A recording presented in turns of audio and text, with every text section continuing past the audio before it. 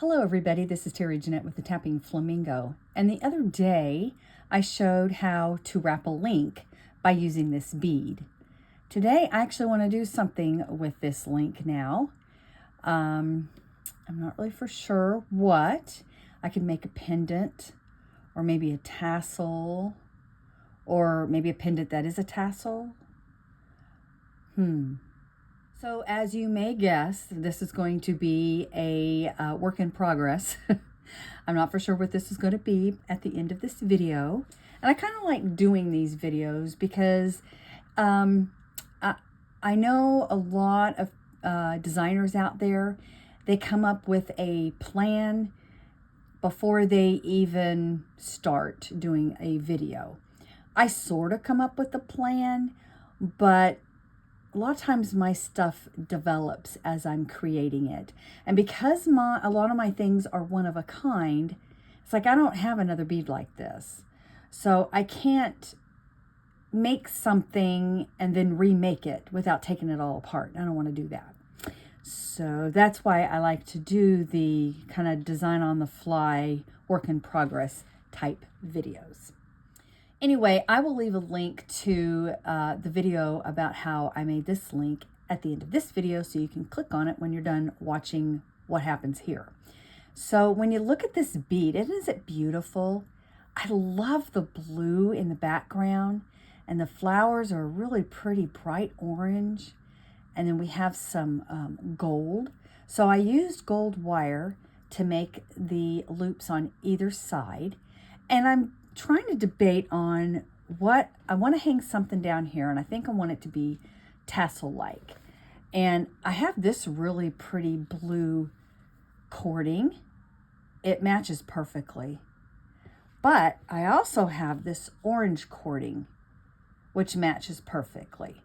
I could do one of three things. I could use them both. I could use one or the other. And upon investigating and trying to figure out what I wanted to do, I think I'm going to go with the orange. I'll show you what I did. So I took the ends here and put them together and put them inside. And that looks good. I really think it looks good, and that's a doable thing. So then I just did the blue, which is pretty, but look what happens when I do just the orange. I think that is the best choice here. And even though this is more of my one of my favorite colors, I think orange is going to be a better match here. So that being said, I want to put some beads on the end of this. Now, if I would have gone with this, that doesn't look good. But look what happens here. I use these blue beads, whoops, as they go all over my board here. Look how pretty that's going to look. So this is what I'm going to use for sure. Now, when I do this tassel, I am going to be tying lots of knots. I'll be tying a knot up here, and then with these crystals at the bottom, I'm going to be tying knots. So I want to make sure I have enough to tie knots. And I probably want the tassel to be maybe that length there. So I'm going to at least double it here. It's better to have more than not enough, even though that is a waste, but that's okay. So how much did I cut here? Let's see. It is approximately, it's probably about 13 inches. It's more than a foot. So, all right, so I'm going to cut several of these.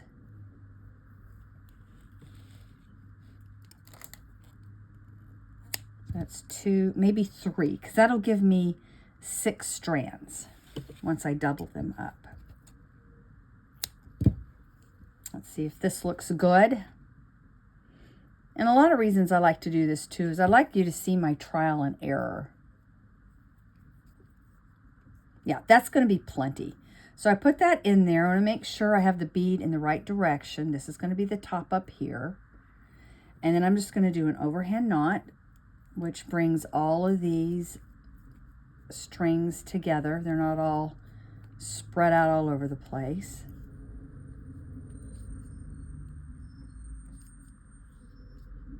Okay. And then I'm just going to take each string and I'm going to pull it tight. And that pulls the knot tight.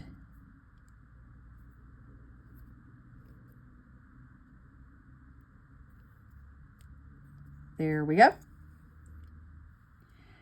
And, you know, one thing you could do is, I'm not going to do this, but I could have cut them shorter and then I could have frayed them all. And then you would just have a true tassel there. That would be pretty cool. But I want to put beads. I like to have sparkle. Hopefully these beads are going to fit on. That was something I neglected to check.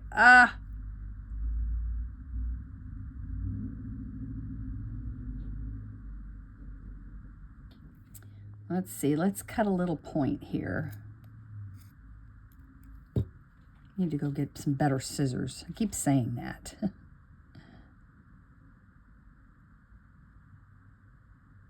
Okay, these are not going to fit. Let me try again here.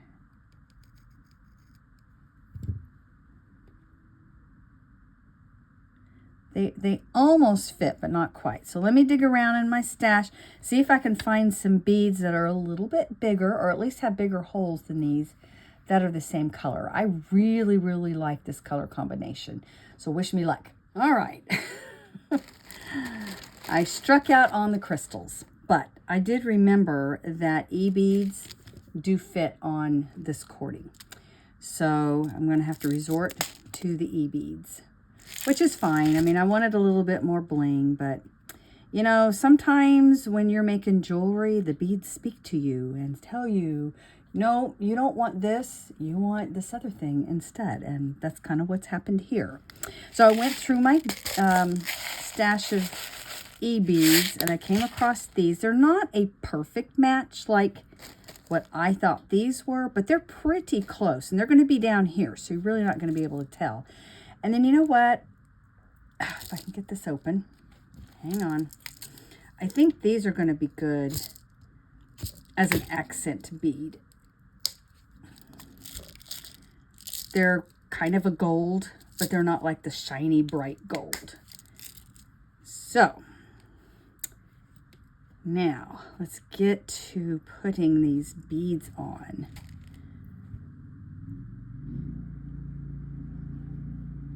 And I'll probably do different on each strand.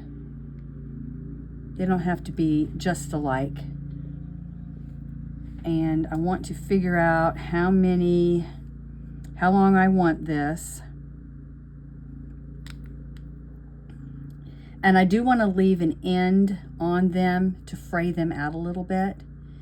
And I am going to tie a double knot, because these beads, they might not, well, I don't think they will. So I'm not going to do a double knot. But when you're doing this, you want to make sure that that last bead is not going to fall off, okay? All right, so I'm going to leave this out here. I don't want all the beads to be the same. I want them to be a variation of length.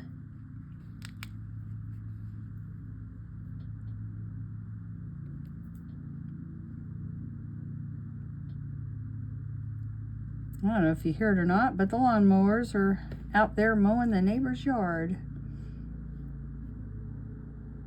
Okay, so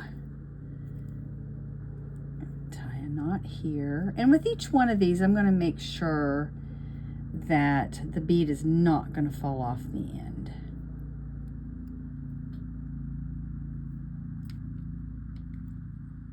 Yep.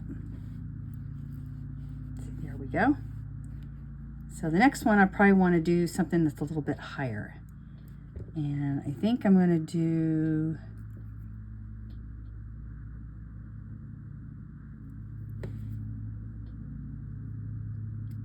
maybe that. Maybe, do I want to do 3? I'll do 3. I like the 3.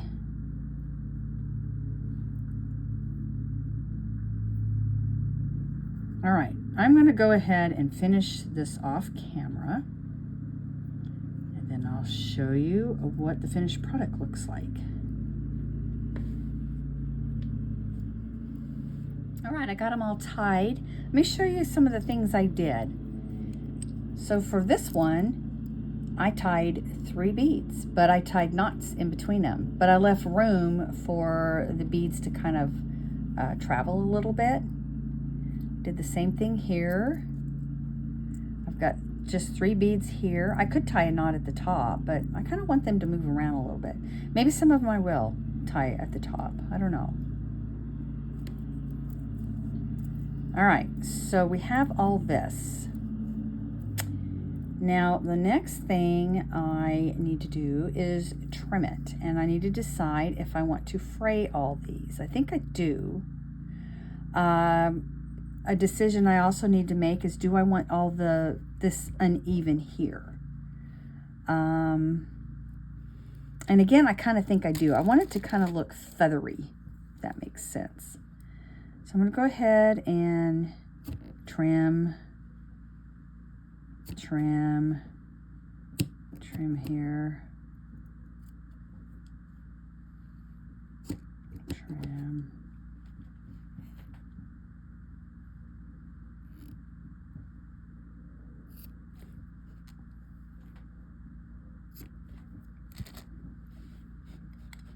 And you know what?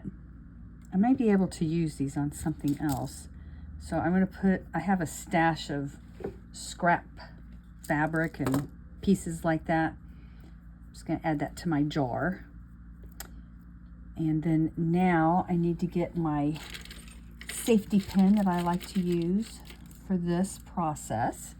You could use any type of pin. I've used a bead reamer, pointy scissors, but you just untwist this, and then you take your pin and you just separate the fibers out like so.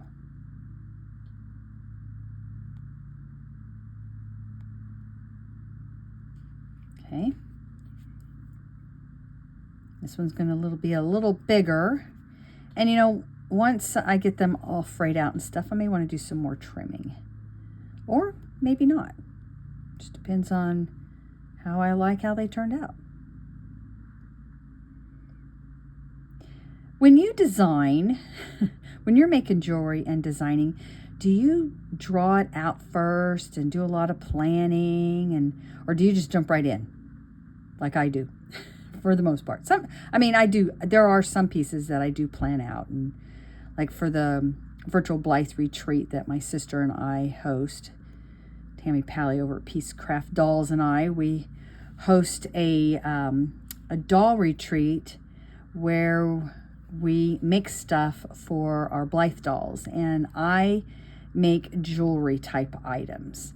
And of course for those, I do have a lot of planning and stuff for that retreat. And if I was to ever do like a collab with somebody, there's more planning than just jumping in there. But I'm curious, how many of you just jump in, or with all your stuff, do you do lots of planning? Let me know down in the comments below. It's always interesting to see the other people's thoughts as they're creating. I know sometimes I'll be driving down the road and I'll see something that inspires me, and I may write that down and create after, with that in mind. But then sometimes it's a work in progress too. Is this the last one here?